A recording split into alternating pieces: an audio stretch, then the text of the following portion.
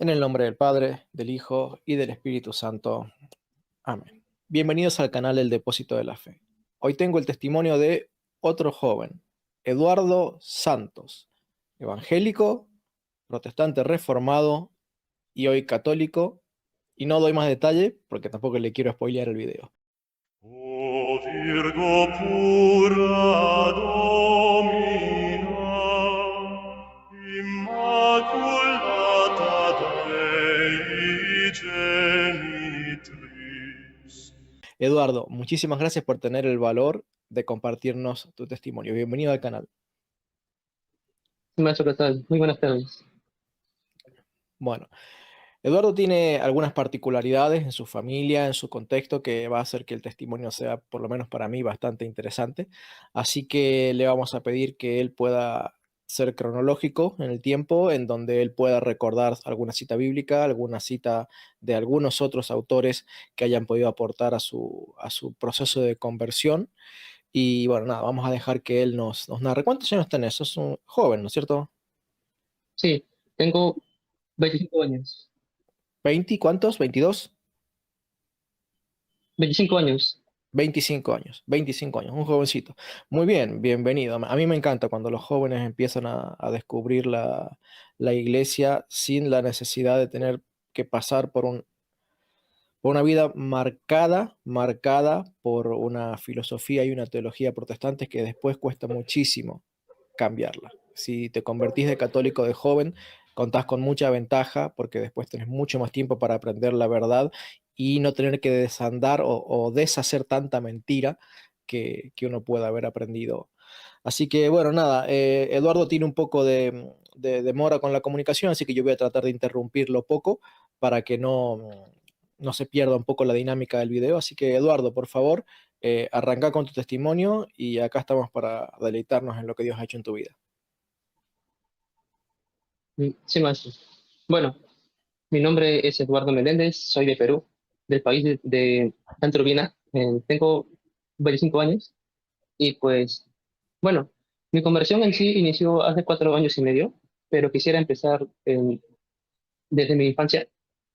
Mi padre se llama Santos, es un pastor luterano, el cual cuando era pequeño era también católico. Sin embargo, debido a que nadie le predicó de una manera tan contundente, ¿no?, en la fe, él y mi abuelo se terminaron volviendo luteranos.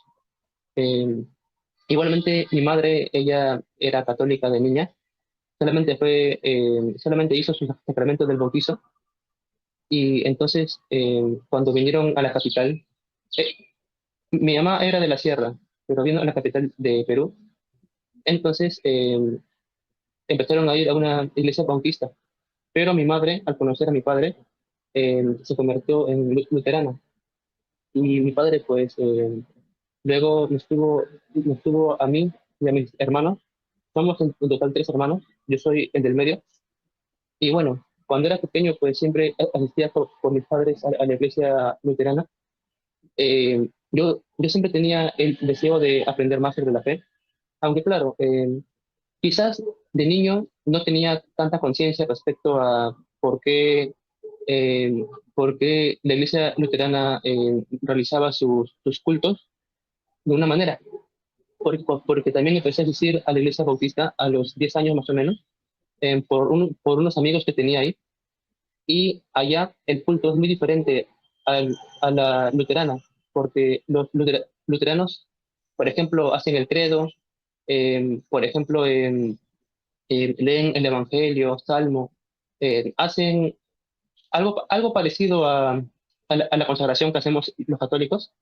Sin embargo, los bautistas pues son sobre todo en que dan una predicación, una charla, cantan himnos, como que se ve una diferencia ahí.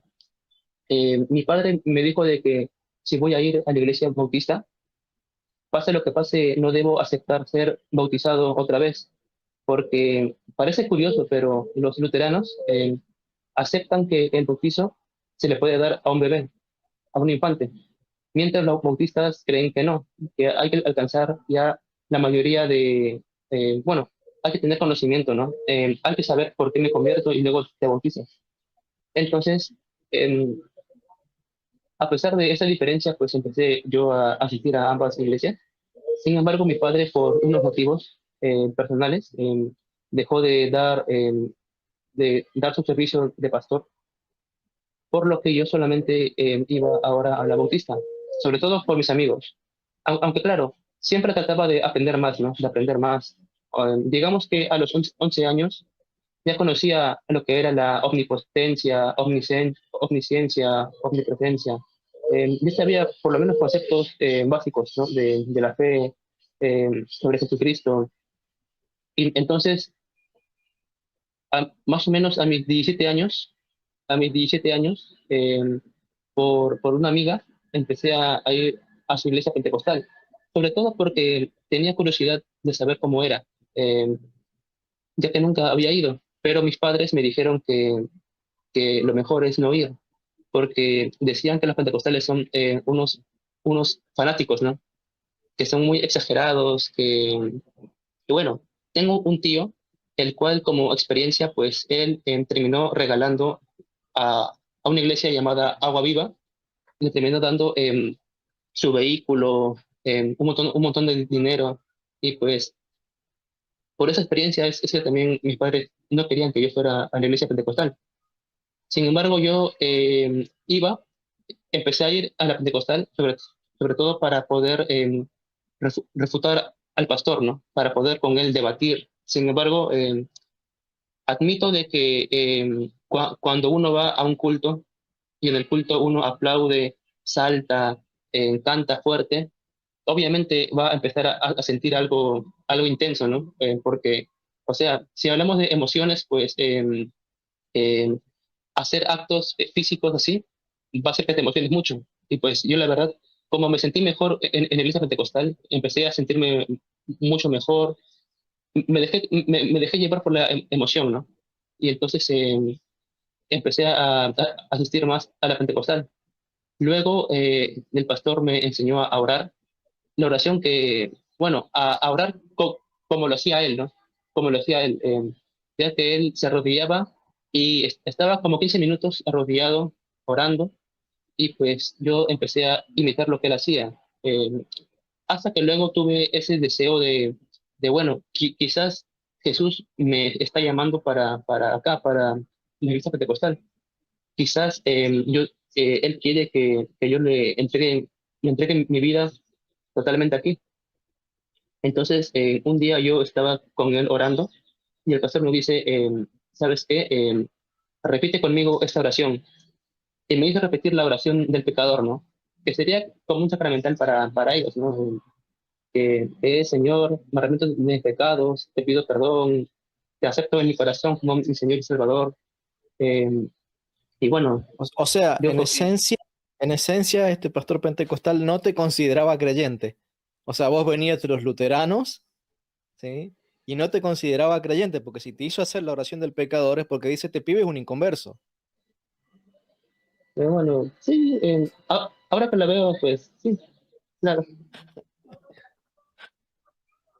Re- ajá. Recuerdo que una vez le pregunté al pastor una pregunta. Si los católicos, eh, los católicos en Perú son bastantes, hay un montón de católicos. Ellos se van a ir al infierno. Eh, Le pregunté, ¿no?, al pastor. Y la verdad, el pastor me dijo, no, porque como la mayoría son ignorantes, no creo que Dios los acuse de idolatría por su ignorancia. Y pues, bueno, luego empecé a asistir digamos de que como eh, el garaje perdón, ¿cómo lo digo? El lugar al que yo iba era un garaje, ¿no? Sí, el lugar de culto, el templo del culto. Y bueno, como quedaba un poco lejos, empecé mejor a ir a iglesias que estuvieran más cerca de mi casa.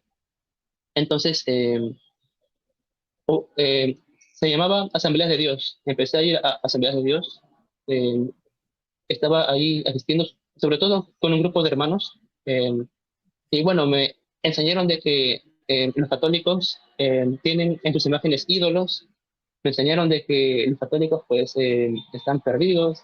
de que Lutero fue para ellos un héroe. Y entonces yo dije, esperen, pero mi papá es luterano y Lutero cree algo diferente a los pentecostales. Y les hice esa pregunta, ¿no? Por qué admiran a Lutero si Lutero cree algo distinto, ¿no?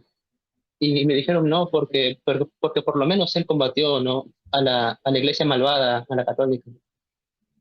Y bueno, yo me empecé quizás a cuestionar porque dije, por un lado, mi padre me dice esto, por otro lado, los pentecostales me dicen esto. Entonces yo dije, quizás la verdad se encuentra a la mitad, quizás se encuentra a la mitad de los luteranos y a la mitad de los pentecostales, ¿no?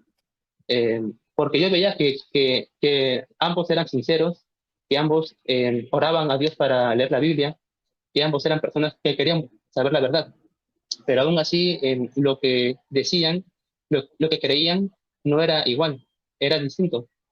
Entonces yo seguí yendo a la iglesia pentecostal. La verdad es que admito de que, o sea, actualmente hay muchos que me dicen que, Eduardo, tú nunca fuiste evangélico, pero, o sea, yo realmente pasé por todo esto eh, hasta que en un momento tuve ese deseo por querer seguir a Dios de verdad. O sea, ¿a qué me refiero? La Biblia se puede interpretar de muchas maneras, pero ¿cuál es la verdadera interpretación? Yo siempre estuve buscando eso. O sea, yo no puedo decirle amén a alguien que solamente me dice de que debo leer la Reina Valera. ¿Y qué pasa con las demás traducciones? ¿Qué pasa con la NBI? ¿Qué pasa con la DHH? Y, o sea, por Perdón, eso, para aclarar, lo que estás diciendo, Eduardo, vale oro. Eh, Básicamente, lo que está diciendo Eduardo es, ok, poder interpretarla se puede interpretar de muchas maneras, o sea, no se debe interpretar de muchas maneras, hay una única forma de interpretarla correctamente, eh, con cierto margen de tolerancia de parte de Dios, porque bueno, somos humanos y no somos perfectos, pero lo que pasa en el protestantismo es que el abanico de interpretaciones posibles es enorme. Pero estás diciendo algo, repetime lo último, porque se me fue justamente lo que, por la introducción se me fue lo que estabas queriendo señalar, que era lo que así, querías. sí, ¿por qué la Reina Valera? ¿Por qué Ah, no las demás traducciones? claro, él menciona a la Reina Valera, es la más conocida. Para los católicos, la Reina Valera es la traducción protestante más conocida, pero después Dios mencionaste la DHH, o sea, la Diosa habla hoy, que es una versión medio ecuménica, que es protestante, pero que algunas versiones traen los deuterocanónicos, otras no, es una traducción medio mezclada entre agradarle al católico y agradarle a los protestantes. La NBI es la nueva versión internacional, que es una Biblia muy discutida por algunos grupos conservadores protestantes porque tiene una traducción un poquito tendiente a darle crédito a los manuscritos que fueron o que a lo largo de la historia se los ha acusado de haber sido manipulados por los herejes. Entonces, lo que está diciendo él es, o planteando sobre la mesa la discusión sobre cuál Biblia usar, qué nombres, por qué tengo que usar una, por qué tengo que usar otra, y se está planteando él toda esta digresión de, bueno, pero es que no pueden ponerse de acuerdo ni siquiera a qué es lo que le van a llamar palabra de Dios y por qué autorizan una y desautorizan a otra. Vamos bien, Eduardo, me encantó ese punto que mencionaste. Sí, sí, maestro. Y bueno, como ya era pandemia, no podíamos salir de casa, empecé a buscar por internet. Eh, y entonces me encontré videos de personas que eran calvinistas, ¿no? Las cuales interpretaban la Biblia a través a través de el griego, el hebreo, el arameo, hablaban sobre la exégesis, la hermenéutica, hablaban sobre interpretar la Biblia en su contexto, pero, o sea, en el contexto histórico, geográfico, cultural, y pues la verdad es que me pareció eh, muy bueno, muy sorprendente, porque por lo menos hasta ahora los pentecostales, cuando agarraban la Biblia y la interpretaban, solamente lo leían tal cual, lo leían tal cual según la Reina Valera, pero cuando empecé a averiguar los textos originales, o sea, los idiomas originales, pues me pareció muy bonito cómo lo hacían los hermanos calvinistas. Así de que empecé a interesarme por el calvinismo, empecé a creer, ¿no? Afinación, y bueno, Perdón, ¿podrías eh, repetir todo ahí esos últimos 10, 15 segundos? Repetir porque se entrecortó un poco acá la transmisión. sí, hermano, empecé a creer en la doble predestinación, ¿no? Eh, Ah, Luego también empecé a profundizar en las cinco solas: sola fide, sola escritura, sola gracia, solo Cristo, sola Deo gloria. También empecé a profundizar en el tulip. Bueno, quizás para los hermanos que no sepan, las cinco ¿podrías solas, mencionar, pues, el católico, la mayoría de los católicos no saben qué es el tulip? ¿Podrías mencionarlo? No lo expliques por completo, solamente mencionar qué significan las cinco siglas del tulip. sí, depravación total, elección incondicional, expiación ilimitada, gracia irresistible, perseverancia de los santos. En resumen, habla de que Dios, desde antes que naciéramos, eligió a unos para el cielo y ellos, hagan lo que hagan, pues se van a salvar, ¿no? O sea, en resumen.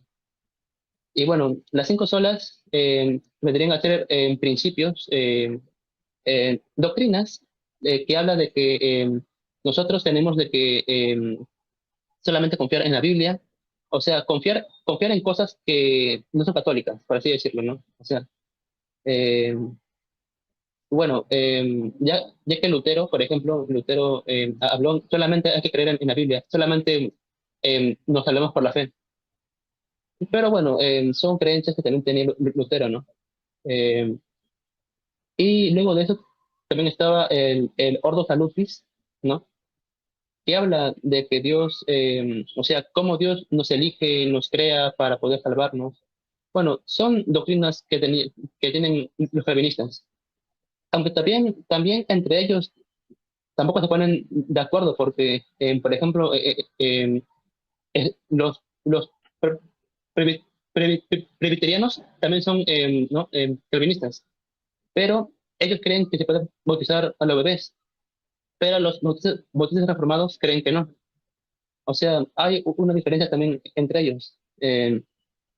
Y bueno, a pesar de todo, empecé a asistir a una iglesia cercana a mi casa, eh, que venía del pastor Paul Washer, ¿no? Era como una rama que venía de él, ¿no? Como una rama que venía de él. Empecé a ir ahí.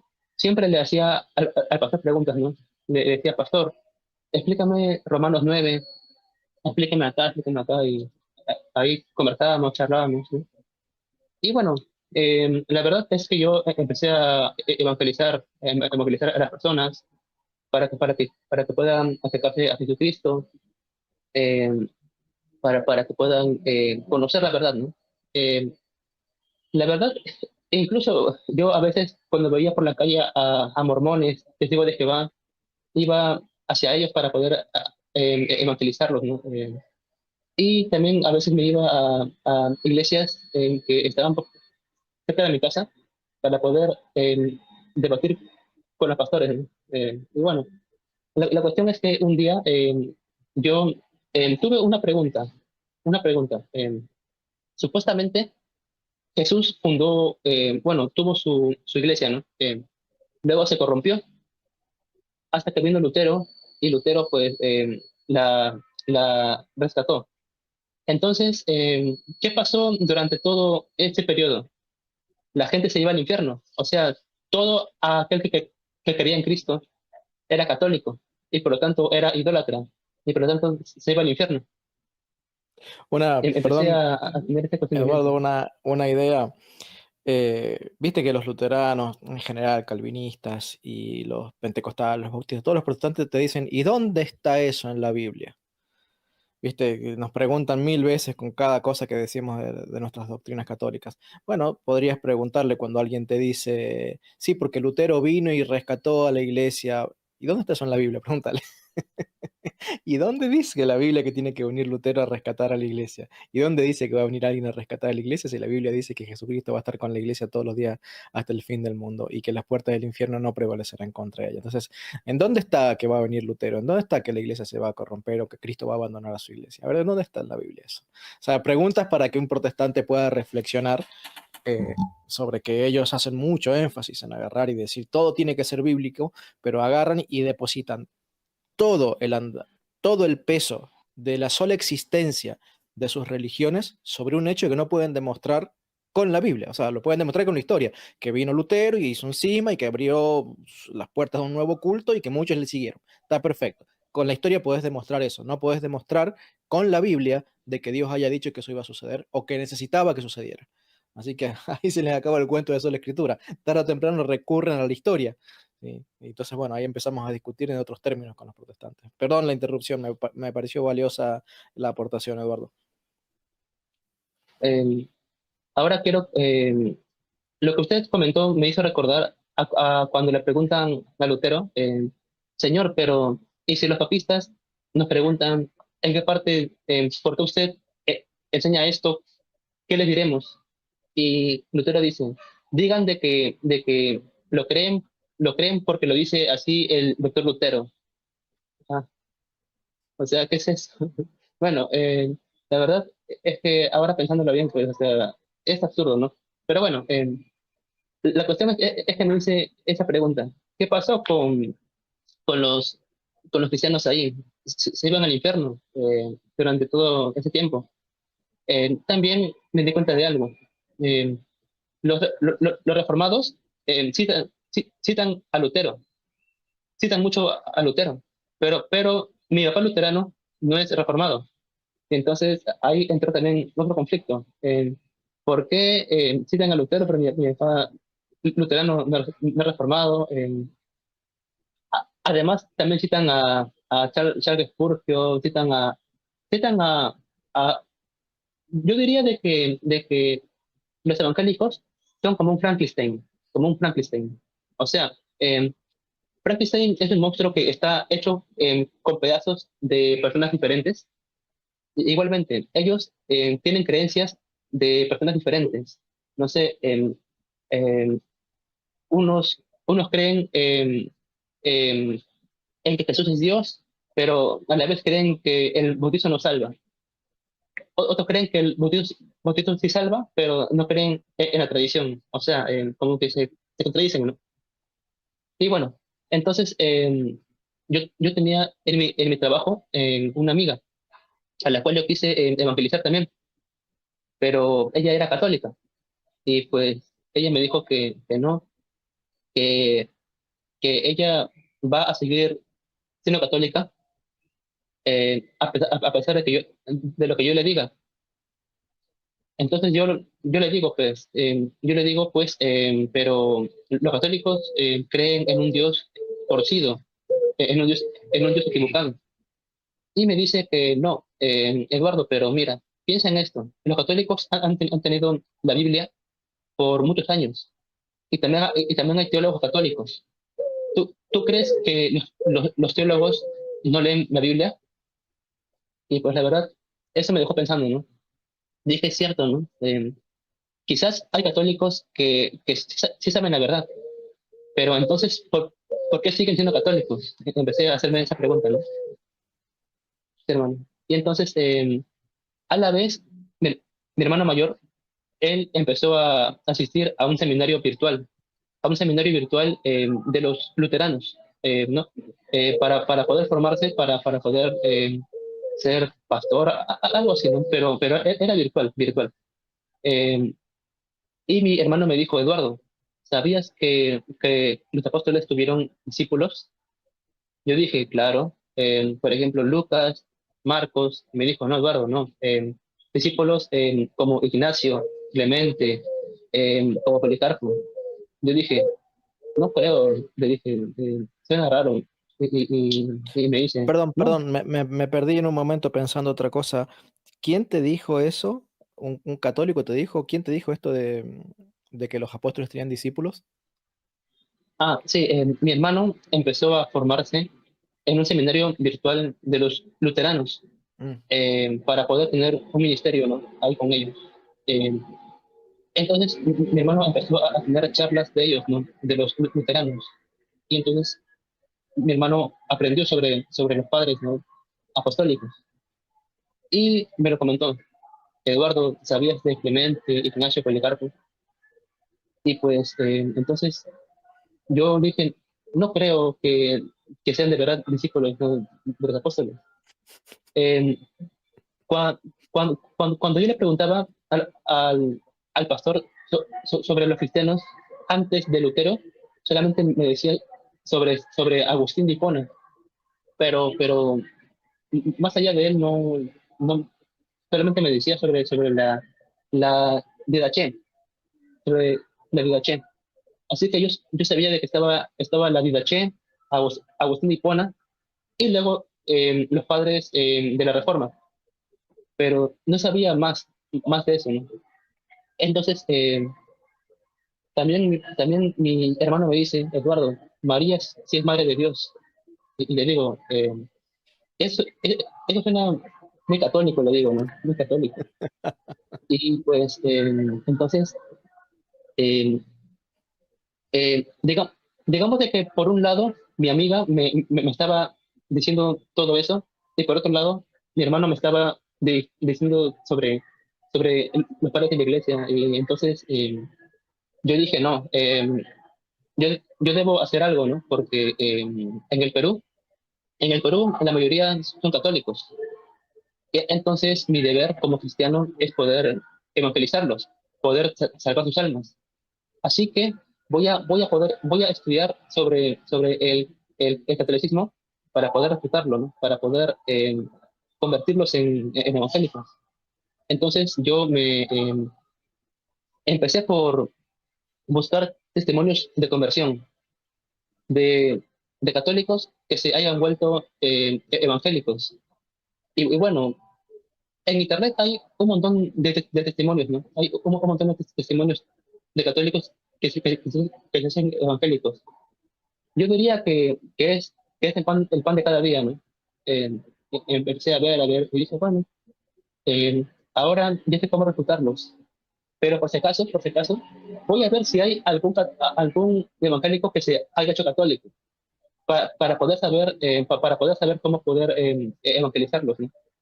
Entonces yo busqué, apareció el canal de Mujer de la Iglesia, apareció una entrevista de José Plasencia, pues vi el testimonio de conversión y entonces yo dije, wow, esto no puede ser. Eh, los evangélicos, los evangélicos que se hacen católicos son personas que estudian la Biblia, que estudian la palabra de Dios, son personas formadas y se convierten en católicas. Pero los católicos que se hacen evangélicos, en su mayoría, son personas que ni siquiera leían la Biblia. Entonces empecé a ver esa comparación, ¿no? Y bueno, la verdad es que sentí miedo, la verdad. Sentí miedo porque es impactante ver cómo personas se pueden hacer católicas. Pero, perdón, Eduardo, mencionaste que comenzaste por el testimonio de José Plasencia, pero ahora estás hablando en plural. Estás diciendo, hay testimonios. O sea, comenzaste por el de José y empezaste a ver muchos más después de eso. Sí, sí, O hermano. sea, para aclararle a los hermanos católicos que nos están viendo, o tal vez algún hermano separado que tal vez nos pueda estar escuchando, son decenas de miles los protestantes que se hacen católicos y es una constante todo el tiempo. Son protestantes estudiosos de la Biblia los que se hacen católicos, mientras que es una constante todo el tiempo que son los católicos ignorantes, que no estudian la Biblia, que no conocen la Biblia, que no conocen la tradición católica ni su magisterio, los que por lo general, hay bastantes excepciones, pero por lo general son los que terminan haciéndose protestantes. Y, y un poco eso, ¿no? Que vos hace un rato agarrabas y decías que tus pastores luteranos, pentecostales decían, no, pero son ignorantes todos los católicos, y vino esta amiga tuya y te hizo pensar, no, pero pará, la iglesia católica tiene teólogos, ¿no te pensás que se pueden estudiar ellos? Entonces, por primera vez se te cruzó la idea de que quizás haya estudiosos dentro de la iglesia católica, y ahora empezás a ver a protestantes que son súper estudiosos, y por ese celo y ese deseo profundo de estudiar y estudiar y estudiar y conocer la verdad, terminan haciéndose católicos. Y eso fue un poco algo que te marcó, por lo que yo estoy entendiendo tu testimonio. Sí, hermano, la verdad me marcó bastante porque, wow, comprendí, la verdad, o sea, eh, no creo que sean personas ignorantes, ¿no? Porque para ser ignorante, pues, hay que ser una persona que no sepa, pero ellos sabían. Entonces, ahí empezó esta contradicción en mi cabeza, ¿no? En mi cabeza. Y bueno, eh, tuve, tuve miedo, tuve temor. Fui a mi iglesia eh, y le dije al pastor, una pregunta. ¿Por qué, eh, por qué supuestamente la iglesia que Jesús fundó se corrompió? O sea, ¿cuándo ocurrió eso? ¿Por qué ocurrió eso? ¿En qué momento de la historia? ¿Su iglesia no sería una iglesia que debería permanecer hasta ahora? Y me dicen, Eduardo, la iglesia evangélica siempre ha estado presente. Y me dio un libro llamado El rastro de la sangre. A lo mejor Mm. usted lo ha oído. Y, o sea, eh, te habla de herejes, ¿no? De herejes que han estado en toda la historia, pero no eran reformados, eran herejes. Y O sea, pues, básicamente ese libro lo que confiesa es que la sucesión teológica de sus padres espirituales es la de los herejes, porque ellos ensalzan como héroes de la fe a herejes. O sea, claro, en la mente de un protestante, sí, William Tyndale, Savonarola, Lutero, Calvino, claro, está bien. O sea, se han popularizado tanto que los tienen por héroes, aun cuando la Iglesia Católica los tenga por herejes. Pero ¿qué es lo que pasa? Van a los primeros siglos del cristianismo y dicen, nuestros héroes, ¿quiénes son? Eh, Valentino, empiezan con el fundador de los Ebionitas y te dicen, ¿ves? Estos fueron los que se opusieron al status quo de la Iglesia Católica, fueron los que se opusieron al papado. Y mirá qué rápido que en el siglo primero, siglo segundo ya estaban oponiéndose al papa. Primero estás confesando que en el siglo primero y segundo había papa, el problema principal. Y segundo, que estás confesando entonces que había una iglesia apostólica donde estaban los discípulos apostólicos que estaban aliados, o alineados, mejor dicho, con la iglesia que tenía el papa, porque pertenecían a esa misma iglesia y que los herejes estaban fuera. Bueno, la, la la idea de el rastro de la sangre lo que hace es buscar a todos los que han sido disidentes del catolicismo desde el siglo primero y se los apropia y los reconoce como sus héroes, sus Martín Luteros del siglo primero, del siglo segundo, del siglo tercero, los que siempre se opusieron al papado. Y entonces, en definitiva, este libro protestante termina confesando que los protestantes tienen por padres de la iglesia, que sus padres espirituales no son los discípulos apostólicos, sino los herejes que los apóstoles y sus discípulos combatían. sí, hermano, sí. O sea, es que yo agarraba el libro y, por ejemplo, decía, no, o sea, no recuerdo los nombres porque eran un montón de herejes que ahí mencionaban, pero yo agarraba el nombre, lo copiaba, lo pegaba en internet para ver qué creían ellos, pero veían que sus creencias eran creencias heréticas, ¿no? Eran creencias heréticas. Entonces, yo dije, pastor, pero son herejes, lo de este libro, le digo, ¿no? Y me dice, no, Eduardo, es que tú tienes que entender que, o sea, como dice, como dicen de que eh, la, la reforma siempre reformándose, que, Sí. creo que así era la frase, o sea, de que siempre están en constante reforma, en constante reforma, en constante reforma. Y pues la verdad es que no comprendí por qué él se aferraba a eso, así de que yo seguí viendo más testimonios de conversión, empecé a ver más, ¿Qué sí, pasó? empecé a ver, perdón, ahora sí. Sí, empecé a ver más y más testimonios de conversión. Y bueno, ocurre de que, un momento, ya. Y bueno, mientras más aprendía, pues eh, más despertó mi curiosidad, ¿no? Porque siempre hablaban sobre los padres de la iglesia, sobre los primeros siglos, y entonces por primera vez decidí leerme la Didache completa, porque la verdad siempre me decían sobre la Didache, pero yo nunca la había leído completa.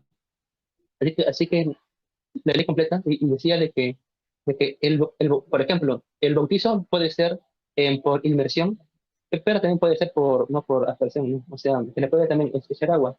Y, y, y creo que también mencionan el Padre Nuestro, creo, si no me equivoco. Eh, y bueno, se habla del pan como si fuera un sacrificio, lo cual son doctrinas que no son tan reformadas ni tan luteranas, ¿no? Entonces, me empezó a parecer interesante. Y yo dije, bueno, voy a ver qué creía Ignacio de Antioquía, ¿no? Empecé a ver, los herejes no confiesan de que este pan es el cuerpo de Cristo. O sea, empezó a decir cosas muy católicas. Entonces yo dije, no, pero Ignacio es católico. ¿Por qué, por qué se quieren, por qué algunos hablan de que Ignacio era evangélico y Ignacio es católico, digo yo? Entonces empecé también a ver la carta de Clemente y vi cómo Clemente tenía autoridad sobre otras iglesias, a pesar de que su iglesia era la de Roma, ¿no? La de Roma.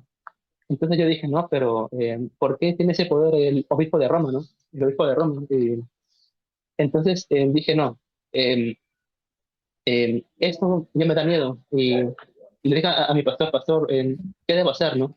Y me dice, Eduardo, el, el demonio te está engañando, el demonio te está manipulando. Ya no investigues más, me dijo. Ya no investigues más. Solamente la Biblia, y nada más que la Biblia. Y le dije, ya, pastor, está bien, está bien.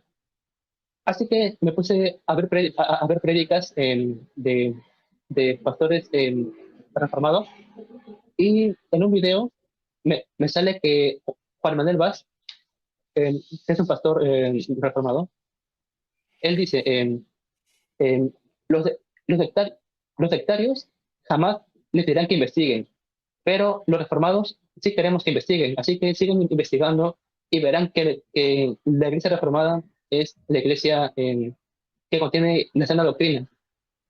Y, y de ahí vi un video de Paul Watcher que decía, los padres de la iglesia eran reformados. Y yo digo, esperen. Mi pastor me dice que yo no investigue, pero Paul Watcher y Juan Manuel Vaz mandan a investigar porque la iglesia supuestamente era reformada, ¿no? Entonces yo digo, ¿a quién le hago caso? ¿A mi pastor o a esos pastores? Entonces entré en conflicto y dije, bueno, solamente voy a investigar un poco más, ¿no? Un poco más. Entonces volví a investigar. Y bueno, hermano, mire, yo quiero aquí hablar de algo que me hizo pensar. Eh, en primera de Timoteo, capítulo 3 se habla sobre obispos, ¿no? El obispo debe ser así, así, así.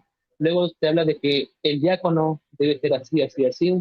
Y luego, eh, porque la iglesia de el Dios viviente es columna y baluarte de la verdad. Eh, pero esta iglesia, que es columna y baluarte de la verdad, es la iglesia con obispo y con diácono.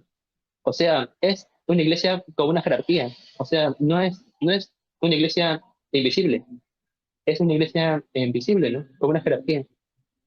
Luego también en Efesios capítulo 4 versículo 11 en adelante, se habla de que Jesús dejó eh, pastores, predicadores, profetas, ¿no? Para que ellos puedan encargarse de que las personas puedan enviarse para que no se extravíen como si fueran niños, niños fluctuantes, ¿no? Que se van de un lado a otro a cualquier viento de doctrina. Y, o sea, Jesús dejó una iglesia la cual se va a encargar de que las personas no, no se desvíen de no se desvíen de la verdad.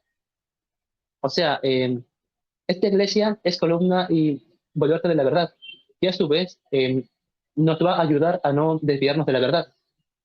Y luego Jesús dijo de que Él va a estar con nosotros todos los días hasta el fin del mundo. Dijo de que el Espíritu Santo eh, nos les revelará, ¿no? A los apóstoles, ¿no? Y les guiará en toda verdad.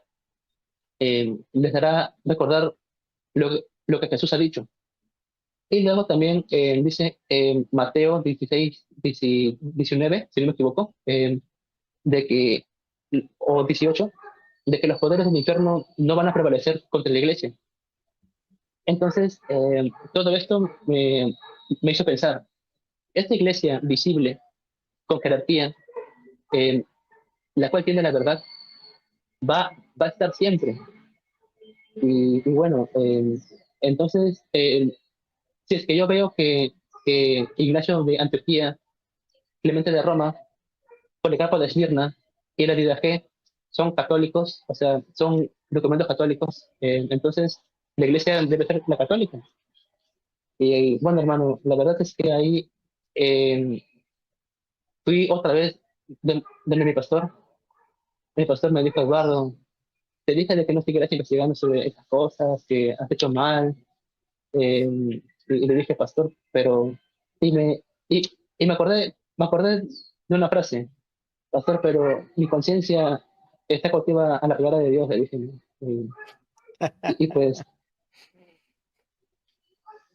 así le dije, porque es que de verdad, hermano, mi cabeza estaba con todo lo que había investigado, pues, y no podía, la verdad, ir en contra de eso, pues, porque aunque ya investigué, ya no era ignorante, ya sabía sobre Lo, todo esto. lo curioso, Eduardo, es que el pastor creía que vos estabas haciéndote católico sin la Biblia.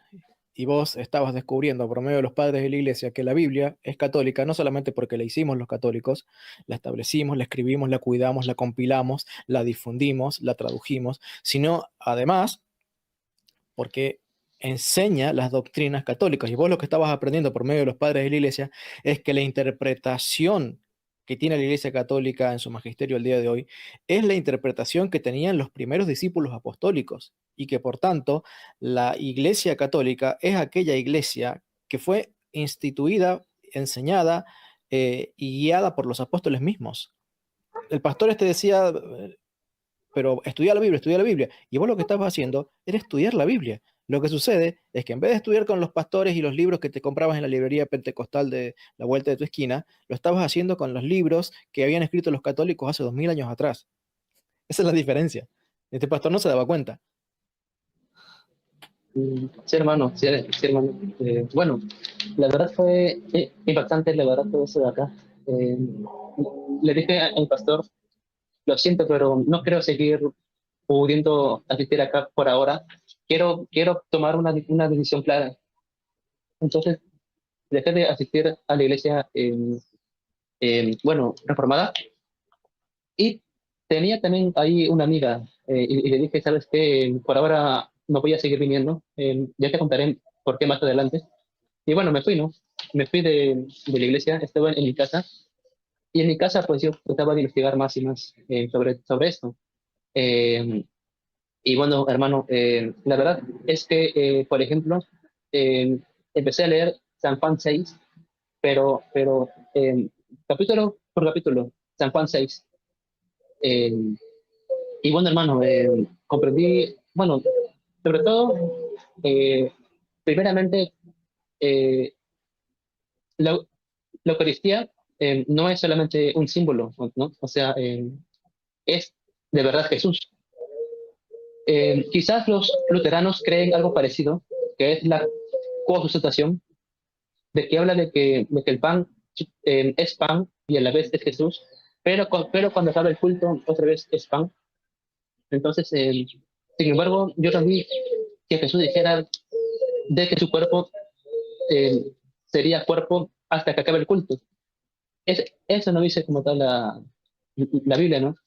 Habla de que su carne es en verdad comida, su sangre es en verdad bebida, que el que coma su carne y beba su sangre tendrá vida eterna.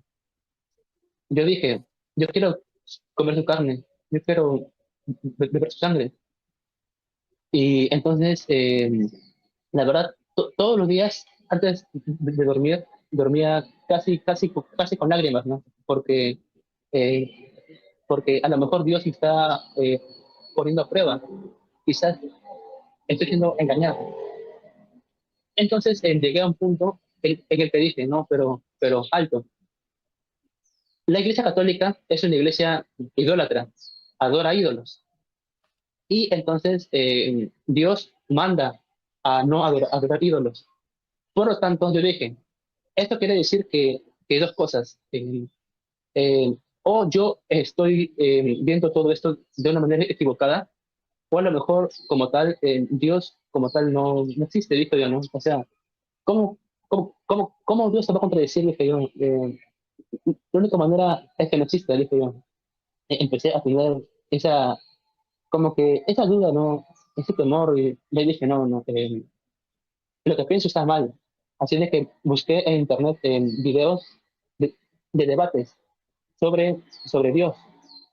Y el que me apareció fue el doctor Dan Turbina, que ahí debatía, ¿no? Contra ateos, agnósticos, y pues él también era católico, ¿no? También era católico. Y pues entonces yo dije, bueno, siempre los católicos son los más formados, los más preparados. También el doctor Urbina. eh, quizás debo de, de aceptar, ¿no? Esta verdad. Eh, entonces, yo entré, bueno, ahí todavía, José Plasencia todavía no hacía transmisiones en vivo para poder hablar con él, pero, o sea, pero sí, sí podía escribir, ¿no? Y yo siempre, cuando él hacía un vivo, yo siempre escribía, eh, hermano José, ¿por qué los católicos creen en esto? ¿Por qué creen en esto, en esto, en esto? Y pues él siempre me respondía a mis preguntas, la verdad. Siempre me respondía. Y un día me dijo, Eduardo, eh, haz, haz esta oración. Eh, Dios, si es que hay una probabilidad mínima de que tu iglesia sea la católica, házmelo ver, házmelo poder ver. Entonces yo hice esa oración, ¿no? Dios, si hay una probabilidad mínima, entonces ayúdame a comprenderlo, porque yo no quiero una verdad a medias, quiero una verdad completa. No quiero ser vencido por el error, quiero ser vencido por la verdad. Y bueno, luego de esto empecé a estudiar sobre el papado, ¿no? Sobre el papado. O sea, sinceramente, es muy difícil negar que Pedro era el líder, ¿no? De los apóstoles. Es muy difícil poder negar eso, porque Pedro siempre actuó como líder en la Biblia. Y bueno, este liderazgo no solamente era un liderazgo así nomás eh, simple, pasajero, sino que era un liderazgo diferente, con autoridad. Por ejemplo, Jesús le da la llave del reino de los cielos a Pedro, no se lo da a ningún otro apóstol. Y bueno, cuando yo era reformado, yo decía, bueno, quizás las llaves significará predicar el Evangelio, ¿no? Sin embargo, eso no dice en la Biblia, solamente dice que le va a dar las llaves del reino de los cielos. Eh, y también cuando Jesús menciona a Pedro, eh, por ejemplo, él le dice Simón, le dice Pedro, Satanás eh, me ha, me ha pedido permiso para poder zarandearlos. pero ve tú y tú confirma a tus hermanos. O sea, Pedro, él es el que tiene que confirmarlos. Y también Jesús le dice a Pedro 3 veces, pastorea a mis ovejas, pastorea a mis ovejas, pastorea a mis ovejas. Y también Pedro, siempre cuando Jesús menciona a los apóstoles, siempre Pedro es el primero en la lista, ¿no? De ellos. Siempre primero es Pedro. Y bueno, también el concilio de Jerusalén, el, el que puso orden fue Pedro. Entonces, pues empecé a ver, bueno, la Biblia habla con Pedro como si tuviera una autoridad diferente, una autoridad única, autoridad que también se ve en Clemente de Roma. Entonces, pues acepté el papado, ¿no? Entonces, yo dije, yo no voy a investigar más sobre esto. O sea, todavía no investigaba sobre el purgatorio, sobre los ídolos, sobre las indulgencias. Todavía había un montón que todavía yo no sabía, la verdad. Pero dije, en todos los videos, los evangélicos que se hacen católicos siempre hablan algo en común, que María es para ellos lo más difícil, es para ellos lo más complicado. Por ello, eh, si es que los católicos son en serio la verdad, entonces voy a investigar sobre María. Entonces me puse a investigar sobre María a través de primeramente en los videos de José Presencia, ¿no? Para ver qué decía él al respecto. Y él habla de María como si fuera la nueva Eva, como si fuera el arca de la alianza. Y a ver, creo que por acá lo he apuntado, si no me equivoco. Eh, no, mm, no. Hermano, a lo mejor usted me ayuda. ¿Cuál fue el padre de la iglesia que llamó a María la nueva Eva? Creo que fue San Ireneo San de León. Ireneo. San Ireneo de León. Ah, sí, San Ireneo. Sí, hermano. Y él fue discípulo de Policarpo, ¿cierto? Y bueno, o sea, Juan recibió a María en su casa. Luego Juan tuvo como discípulo a Policarpo. Policarpo tuvo como discípulo a Ireneo.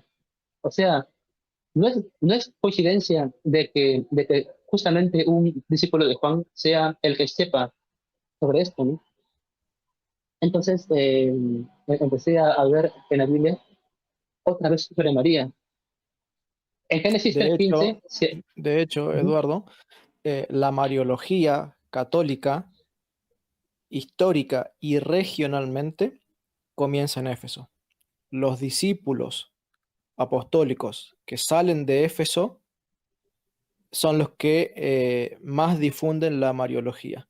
No solamente San Ireneo de León, sino también creo que San Justino Mártir tiene una relación bastante estrecha con estos discípulos o esta cadena de discípulos que surgen del apóstol San Juan. Ellos dos son los que más hablan en el siglo segundo de la Mariología, tal como la entendemos los católicos, que para nada son protestantes, por cierto, en cuanto a su teología de la Eucaristía, de la Mariología y otras tantas cosas, son recontra católicos. Y salen de Éfeso, donde vivía María con el apóstol San Juan. sí, hermano, sí. Y pues, bueno, hermano, también empecé también a ver en Génesis 3:15 sobre el proto-evangelio, ¿no? De la mujer, la serpiente. Entonces,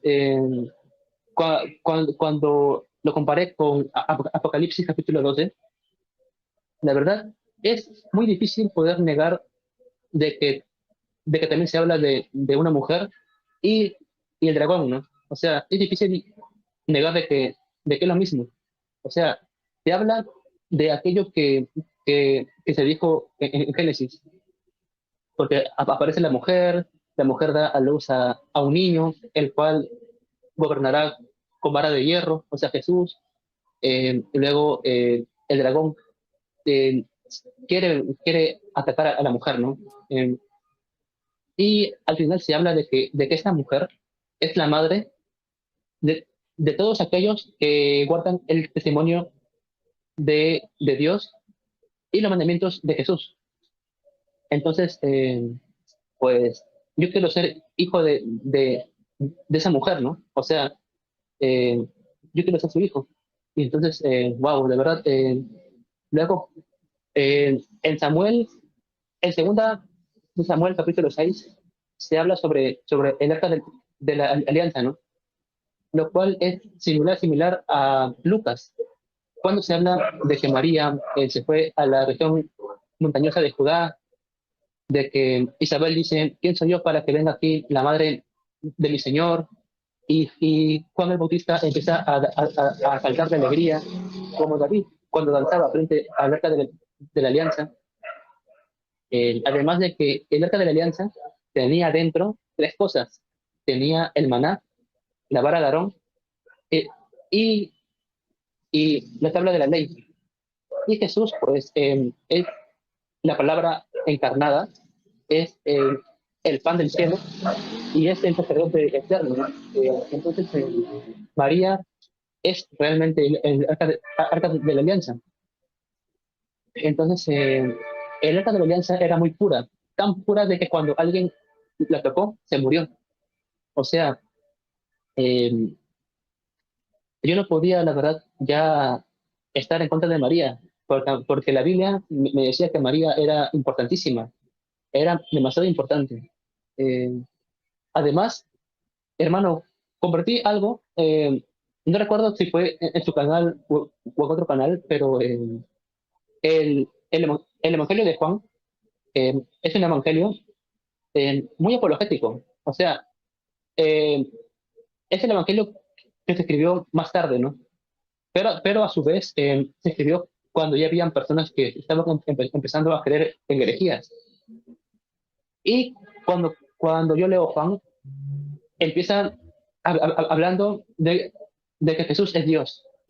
Hermano, pues entonces en Juan también se habla de que María intercede, ¿no? Y entonces, o sea, si es que Juan hace su evangelio para poder aclarar quizás cosas que estaban ocurriendo. Y también se habla de que María pues intercede. Y también se habla de que Jesús le dice a Juan de que ella es tu madre. Entonces, Juan no lo dirá en vano, ¿no? Juan debe decirlo por algo. Entonces, empecé a pensar sobre eso, ¿no? A reflexionar. Y bueno, después de esto, empecé a investigar sobre los dogmas marianos. María, Madre de Dios. O sea, justamente negar que María es Madre de Dios es caer en una herejía, en el nestorianismo, ¿no? En el nestorianismo. O sea, no podemos negar que María es Madre de Dios. Luego, María es inmaculada realmente. Bueno, por ejemplo, la Quejaritomene, ¿no? La Quejaritomene, la llena de gracia. Eh, y María, de verdad, es siempre virgen. Bueno, para esto ya empecé a cambiar, ¿no? Mi forma de pensar, hasta empecé a tratar de hacer el rosario por primera vez. Eh, y bueno, la verdad es que María me ayudó a comprender a la Iglesia Católica. Por eso yo agradezco mucho a María por mostrarme, ¿no? En la verdad a través de ella. Porque la verdad es que por ella es que empecé a tener ese deseo de comer la Eucaristía, de comulgar. Empecé a tener el deseo de saber más sobre la misa. Eh, y bueno, hermano, luego de esto, pues empecé a tratar de ir a una parroquia cercana de mi casa. Y entonces, la, la primera vez que fui, la verdad, entré al templo y, y me arrodillé, ¿no? Porque ahí estaba Jesús de manera real. Aunque claro, había gente que comulgaba en la mano, que no se arrodillaba, pero bueno, más allá de eso, pues yo de verdad comprendí el sentido de la Eucaristía, el sentido de esto. Y por cierto, eh, eh, a- Agustín de Hipona, San Agustín, tanto que le llaman reformado, él decía, yo no creería en el Evangelio si no me lo dijera así la autoridad de la Iglesia Católica. O sea, Agustín reconocía que la Iglesia Católica tenía una autoridad muy fuerte. También Ignacio de Antioquía llamó a la Iglesia cristiana, la llamó católica. Y bueno, católico pues es un nombre y a la vez es lo que la Iglesia es, ¿no? Es la Iglesia universal para todos, la cual tiene una sola fe, un solo Señor y un solo bautismo. Y, y bueno, hermano, quizás lo que diré ahorita, pues no sé si sea tan así, pero tanto que los evangélicos hablan de que hay que aceptar a Jesús como Señor y Salvador, y que los católicos no lo confiesan, pues, o sea, por lo menos yo cada vez que hago el credo, yo confieso que Jesús es el Señor y Salvador, porque en el credo así dice, ¿no? Así dice. Creo en Jesucristo, su único Hijo, nuestro Señor. O sea, la verdad Lo que es, sucede la Lo que verdad, sucede, Eduardo, es que en el protestantismo, usaste un término espectacular al principio del video cuando dijiste han convertido en un sacramental. Yo en mi canal varias veces he hablado de que no lo convierten en un sacramental, sino en un sacramento, ¿sí? Porque el católico tiene el sacramento de la conversión en el bautismo, ¿sí? Porque en el bautismo se produce la regeneración, la llenura del Espíritu Santo, la limpieza. Dios construye el templo de, del Espíritu Santo en el momento del bautismo. Ahora, y eso es un sacramento. Y en el protestantismo, cuando ellos pasan al altar, hacen la oración del pecador o levantan la mano y esas cosas que te hizo hacer el pastor a vos cuando te convertiste, para ellos eso es un sacramento. Si vos no haces, o sea, me corrijo, lo toman con un sacramento ignorando que es que es un sacramento, no lo llaman sacramento, pero termina siendo para ellos como un sacramento porque si vos haces visiblemente esto de forma exterior, entonces Dios interiormente va a producir la regeneración, la conversión. Entonces, ellos han transformado esto de hacer la oración del pecador, bueno, es un sacramento, porque vos ahí haces una oración y Dios te regenera internamente. Otros tienen otra versión del sacramento en donde te dicen, bueno, confesá a Jesús, entonces vos agarrás y decís, yo confieso en mi corazón que Jesús es el Señor, listo, estás convertido, porque en ese momento Cristo te perdonó, entró a tu corazón, el Espíritu Santo te llenó, te regeneró, sacramento. O sea, han cambiado, ¿sí?, el concepto del sacramento para sacar el sacramento de la conversión en el bautismo y colocarlo en un levante la mano, en una adoración del pecador, en un repita esto, confiese que Jesús es el Señor. Entonces, por eso digo que estuviste muy acertado en llamarle como una especie de sacramental a lo que ellos hacen en el momento de su conversión, porque ellos han trastocado la doctrina apostólica para inventarse un sacramento que no está en la Biblia, llamado la oración del pecador, llamado reconocer al Señor, confesarle en tu corazón y con tu boca, y bueno, un poco lo que estás hablando vos ahora. sí, hermano. Y bueno, luego ya empecé a hacer mi primera comunión. Y recuerdo que le comenté a mi amiga de la iglesia, ¿no? De que la razón por la cual yo me fui fue porque empecé a investigar sobre la verdad, ¿no? Y le compartí todo lo que investigué. Y bueno, también ahora es católica, ¿no? Es católica. También empecé a compartirle esa verdad a un montón de amigos. Algunos son católicos también, pero bueno, es que hermano, la verdad es muy, pero muy fuerte. O sea, es como un imán. Este imán te atrae. O sea, cuando el Hijo del Hombre se ha levantado, atraerá a todos hacia sí. Y Jesús es levantado en la misa, porque en la misa es un sacrificio. O sea, y justamente el llamado ecumenismo nos manda o sea, el ecumenismo verdadero es que los herejes se hagan católicos, ¿no? Ese es el ecumenismo real.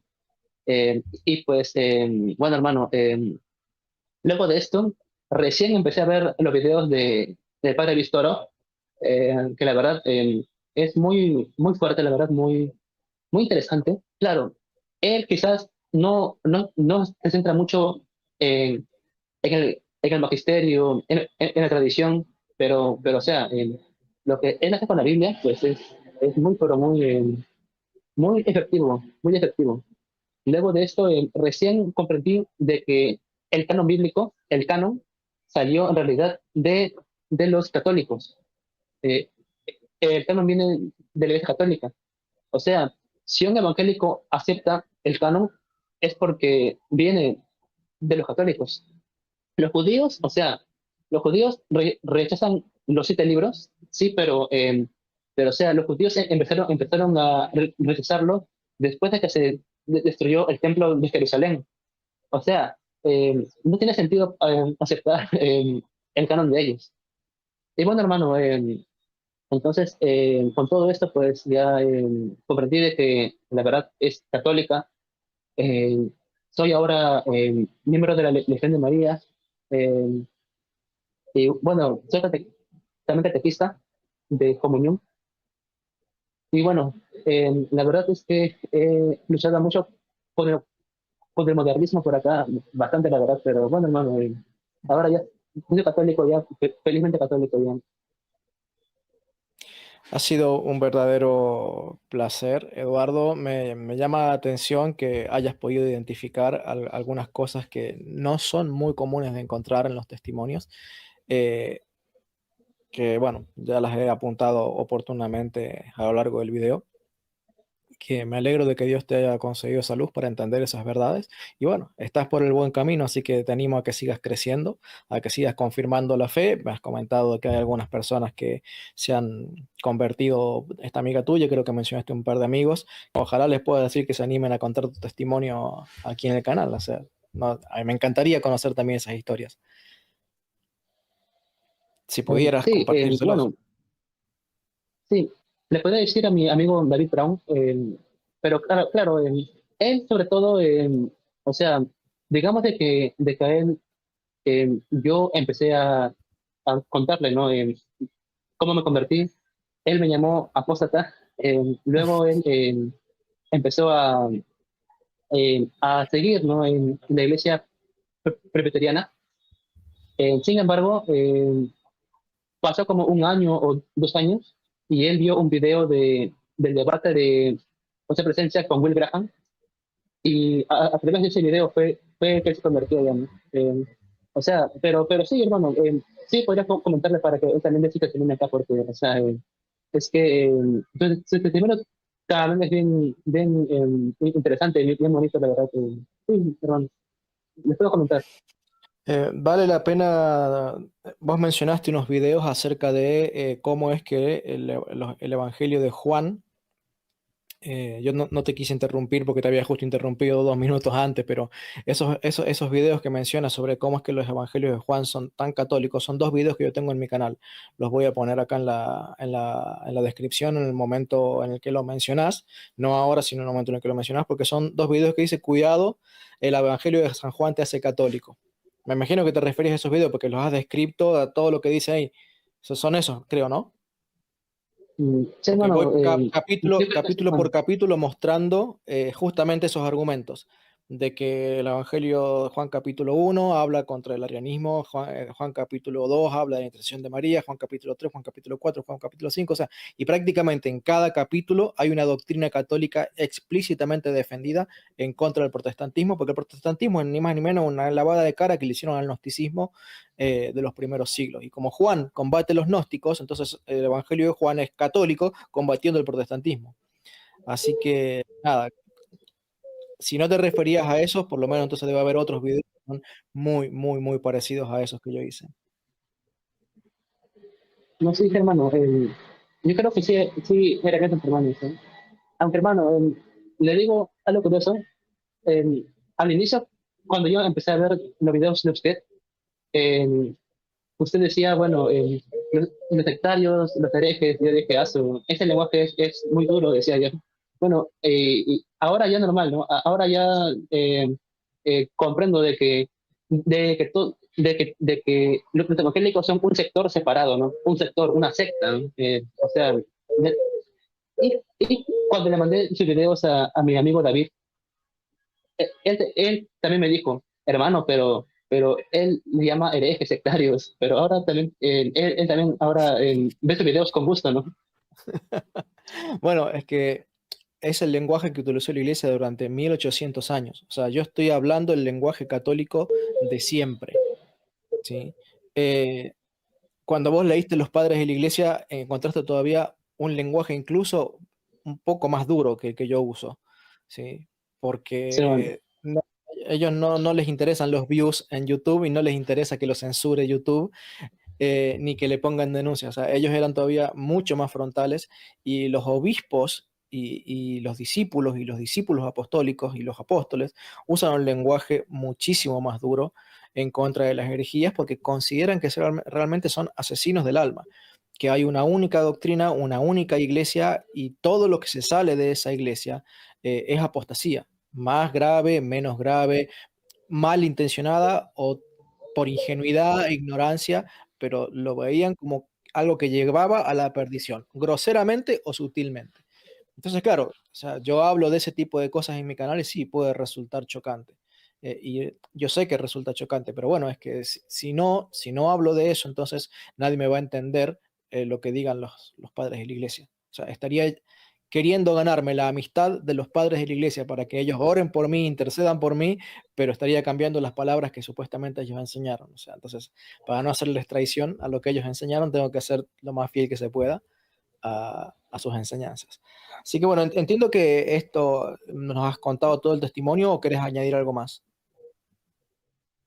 no, hermano, esto en realidad podría hablar sobre las leyendas negras, pero yo diría que pueden ir al canal del padre Javier Olivera Rabasi, eh, que, no, que no te la cuenten.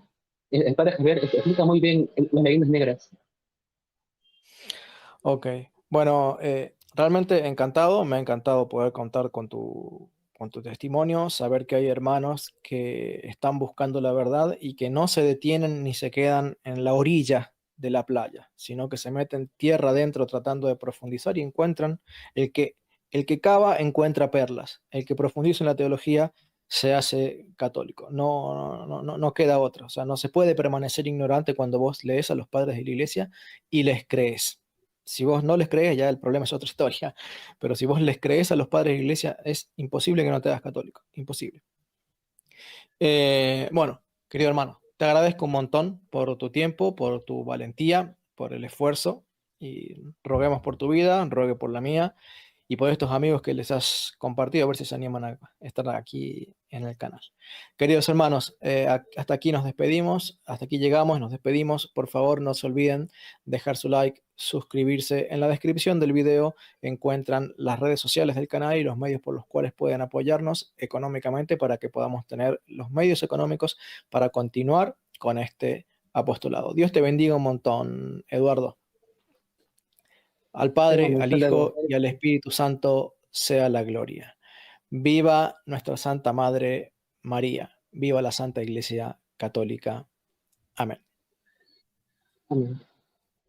O Virgo pura